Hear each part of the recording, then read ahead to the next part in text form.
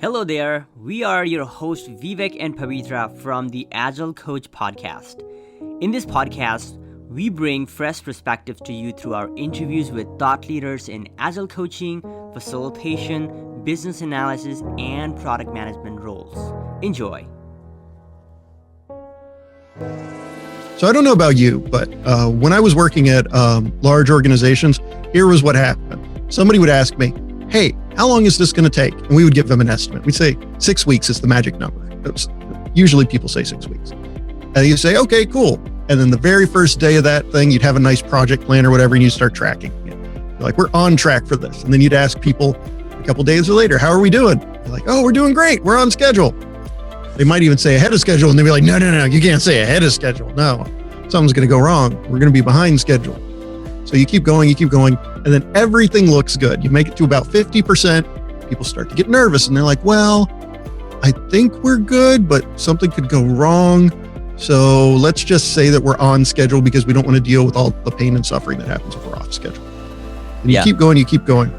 Then you make it to about the last, what's your magic number? 25%, 10%. And then that's where something goes wrong.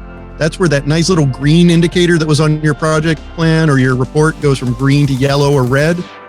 And then all of a sudden you're like, yeah, we're behind schedule. And they're like, by how much? We're like, we don't know because we can't figure out X, Y, or Z. You're like, crap. Okay, so when will you know? And then you're like, well, we got to figure this other stuff out. And then you hang at 75, 10%, whatever, until you figure out all of your problems. And then once you figure out all of your problems, then you jump to like 99 or 100% you're done. So what we do is... Actually, I'll let you finish that. Oh, it's okay. So what we do with agility is we empirically measure. So we say, look, forget asking for your gut feel. We're just going to look at the work. We're going to say, just show me how long it takes to deliver something. And then show me how long it takes. Those are my dogs in the background. Hold on. I'll let them finish. And then. There you go. Okay. So when we're talking about agile estimation, what we're saying is we're not going to take that gut feel. We're going to instead focus on empirical estimation. So we're going to say, just do the work. Just do the work and then tell us how long that work takes. And then once we know how long that work takes, we compare it to other things. And we say, in the past, when you did this, it took about X amount of time.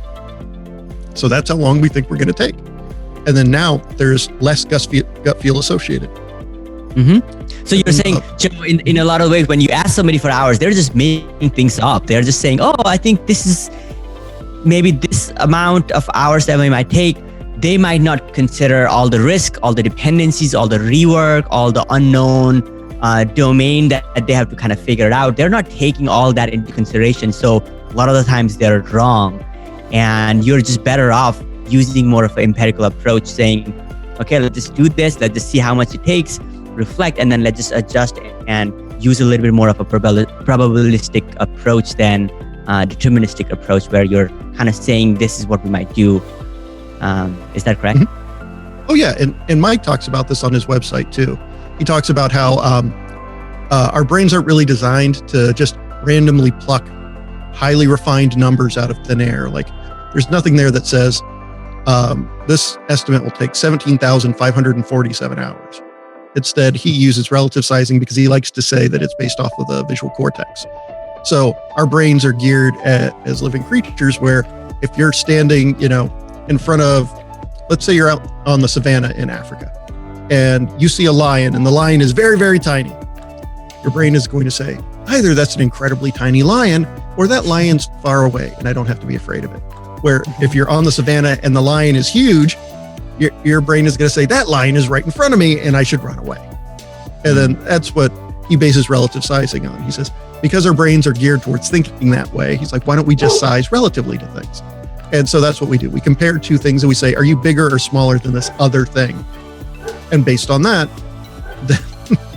then we know, we compute estimations based on that. Wow. One more point that I wanted to add here is whenever people are estimating, they're estimating the analysis, the design, code, test, and deployment, those 5 things, right? However, in reality, whenever you're starting to develop a story, there is some wait for approval. There's wait for people being available to work on that. There's wait for API availability, some higher higher priority works come into the backlog, people have to switch and look at that. There are blockers that happen. There are, you're waiting on some kind of approval and sometimes rework. All of these different things, they actually don't get added up into the estimate whenever you're doing the hour estimation, right? So, these are other factors that can throw your estimates apart. So we talked about why estimation and why not to do it with hours.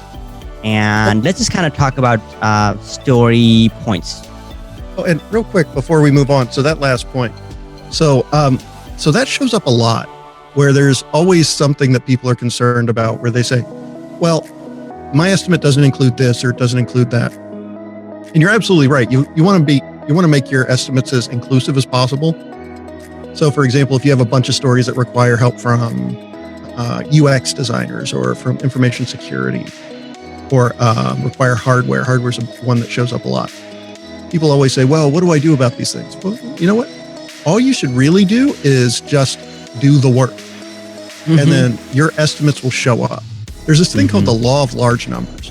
And basically what it says is, if you just keep estimating or keep running the same experiment over and over again, which every story is really an experiment. Every story is just, how long do we think it will take to deliver this piece of work? And then if you keep running those over and over and over again, eventually all of those dips and spikes work out and you end up roughly where you're going to. So if we don't get too hung up on all of those things and we just say, you know what, you're right. They're like, people always ask, should I amend my stories? Like if it takes a lot longer than I thought it would, should I go back and change my story from one thing to another? The answer is no. You just let that all come out in the wash, because eventually what will happen is once you get enough of those weird spikes out of the way, then you'll be able to go ahead and just concretely deliver. That's part of why we tell people, like, if you want your velocity to average it over 3 sprints, because especially at the very beginning of a team, you're going to have a lot of these dips and spikes. And it's just better to, say, okay, we'll take 3 of them. And then on the 4th sprint, you're going to have fewer and fewer and fewer of those. And eventually it'll just work out. That's also why you should never have constantly increasing velocity. Because if you're constantly telling your team, no, we want higher velocity, incentive drives behavior. So eventually people are just going to say, okay, if he wants higher velocity, then we're just going to make the stories bigger. They're like, all right, a 1 becomes a 2, a 2 becomes a 3, and ... And then eventually, look, we're delivering 10,000 points a sprint. We're amazing.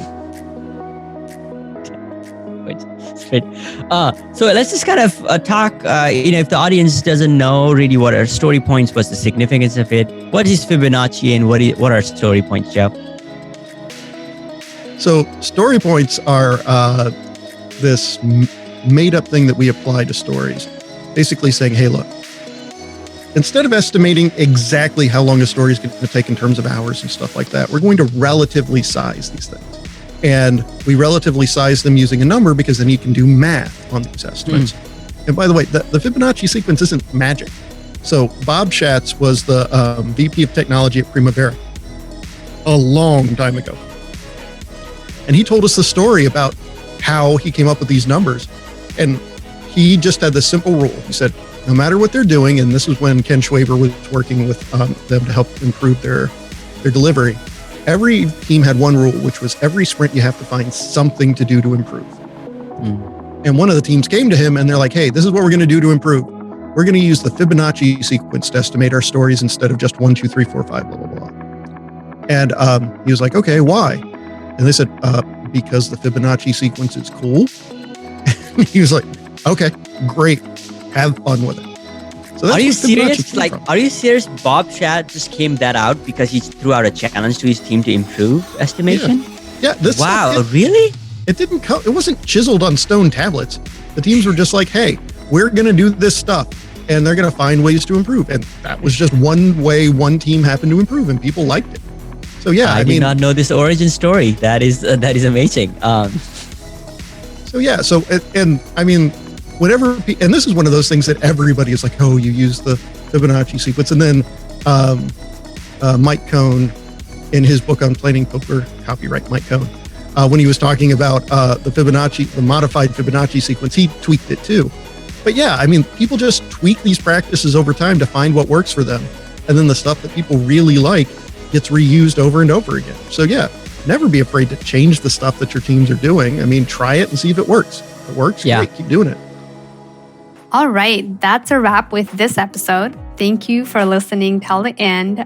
We hope these podcasts are providing value on your Agile journey. If you haven't visited our website, theagilecoach.com, we highly suggest you for other courses and supporting material on your journey. You can also get access to our self-paced courses or learn more about the live training that we provide to become a Scrum Master, Product Owner, Product Manager. With that, we will see you on the next episode. Love and best wishes from the Agile Coach.